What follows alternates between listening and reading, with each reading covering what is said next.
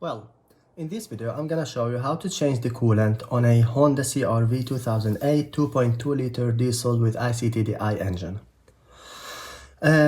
It's not a complicated work, but it needs patience. So let's see. So you remove the expansion tank's cap and you remove the engine cover, which is that one, and then you remove the cover underneath the engine. Then you will have the drain plug to the radiator and the bolt to the block, and it's behind the engine. So let's go down. So here is underneath the car. Yeah, here we have the drain plug for the radiator. You don't need to unscrew it like the whole thing. You can only unscrew a bit, and then you will see you see that little hole. The coolant will drop from there. And then after that you can go, this is the engine from behind, and if you look there, let's see if you can see it, that bolt in the middle, you see it in the middle of the screen. There is a bolt, it's a 70mm bolt. Let's see if I can show you with my finger so you know exactly which bolt. That one behind the shadow, so it's like that one, yeah, there,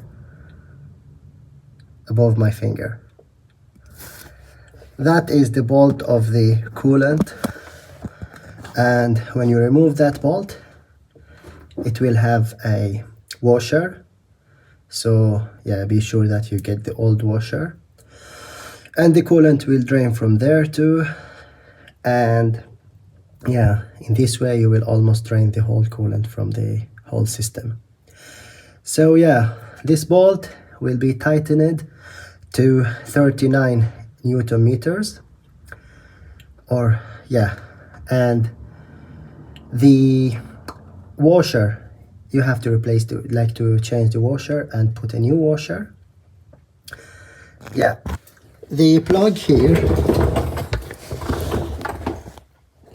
you don't need to put a new gasket or like that. If it's not leaking, so it's okay. So here is where they are. So yeah, you drain from the radiator and from the cylinder block, and it's that bolt behind the engine. So as you see, it's raining here,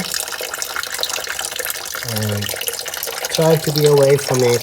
It may come to your eyes, and it's not that good chemicals maybe for the eyes. So then we drain the coolant from the bolt behind the engine, from the cylinder block, and I will show you. This is when the drain bolt behind the engine is opened, and you can see it right there in the middle of the screen, and it will be a mess when you open it, so prepare yourself. And yeah, so after you drain the radiator, you open that bolt and you drain it. You drain the coolant from there, and you close the radiator first, and then you close this drain place here, and don't forget the new washer, and to check if the old washer is staying there, so remove it if it's there. And the tightening will be at 39 Newton meters. So now is the refilling time. So before you put any new coolant here, you have to open the bleeding valve, and it's that one there, and it's a 12 millimeter valve, and it's tightened after that without new washers or like that to 9.8 Newton meters almost. So it's like, yeah, you can feel it. Don't over tighten it. And when the valve is open, you can add coolant until you see the coolant is coming from there. And you will feel that you will see first it's like vapors, and then you will see like the water is coming, like more water with bubbles, and then you will see the water is coming in a steady steam. When you see that, you know that there is no air left in there. So you close that bolt, and you look like at the expansion tank and you check the level. It has to be at the max level. Then you put the cap on. You don't like put it hard, you only like put it like this. And yeah, you will leave it opened like a bit, so like this maybe. Yeah, don't tighten it. And you start the engine and let it idle until it gets warm. And when it gets warm enough, the fans will kick in, they will work, or the fan of the radiator. So when it works like 2 times at least, so like 3 times maybe is good, then you know that the thermostat is opened and the water is going around in the engine, or like the coolant is going around in the engine, and the bleeding is okay, or like the system is being bleeded from air. This step here needs patience. The fan may come on after like 1 or 1.5 hours. Maybe less, maybe more, it depends on your place and the temperature around the car. So be patient. With the cap loose here, not closed, loose like that, so the air can come out and the dirt don't come inside. So you can wait when the fan comes on, and it will turn off after like few seconds maybe. You can wait like 5 minutes and it will come on again, and you do this at least 2 times. You wait until the fan comes on and off 2 times at least, or you can do like 1 more time if you want. 3 times is good enough. So yeah, when it comes on the 3rd time and turns off again, then you will know that the coolant is going around freely, and if there was air in the system, it would come out from the cap here. And when you are like sure that everything is okay, you can turn off the engine and you check the coolant here, and there is max and minimum level. So you put coolant until the max level if it needs.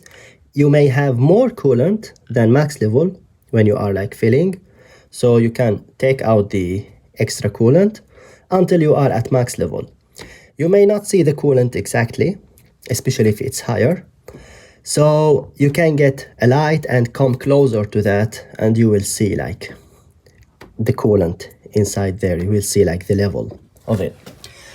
So yeah, at max level, you can like come out again, and like after you turn off the engine, you adjust the coolant and you close this cap here fully, normal, close it, and you start the engine and wait maybe few minutes until like the engine like will be at operating temperature, but like you can wait more, so you are sure. So you check for leaks.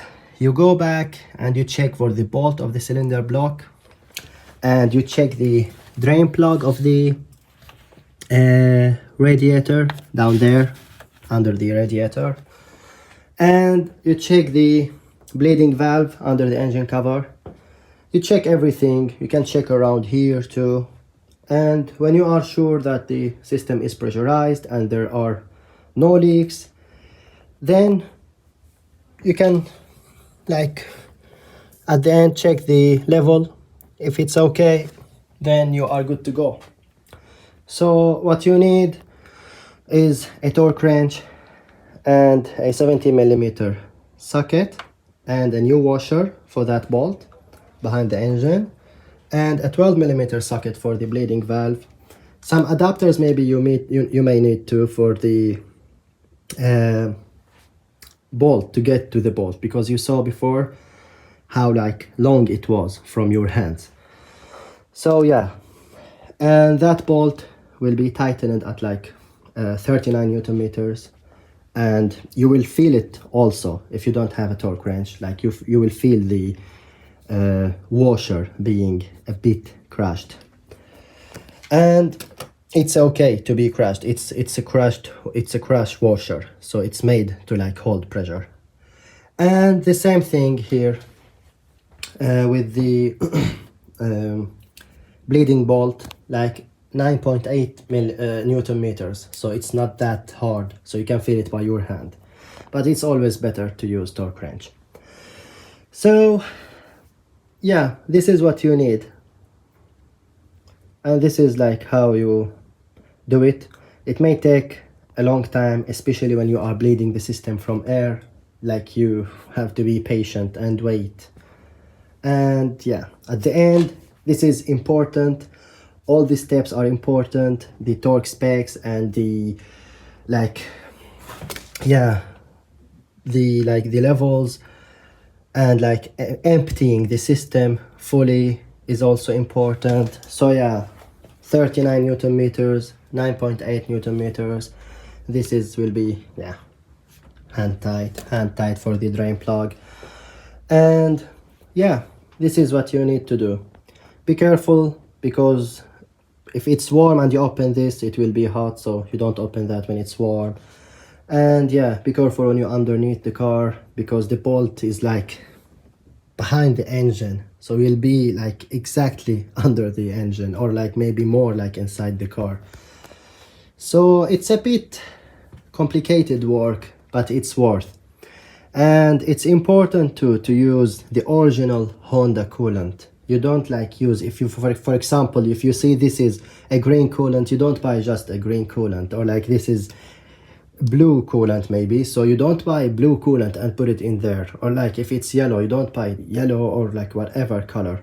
You don't just buy the same color, no, you buy the one that is in the instruction book of the car. So it's important to put the original coolant that the engine is designed for. It will like protect the engine from corrosion, from many things, so it's important. It may be more expensive, but it's worth, and it's important. So yeah, and for this car, it's like you can do this maybe one time every 5 years, or like every 100 kilometer 100,000 kilometers. So yeah, you will do this, like not always, you will not do this always, so it's worth to do it. So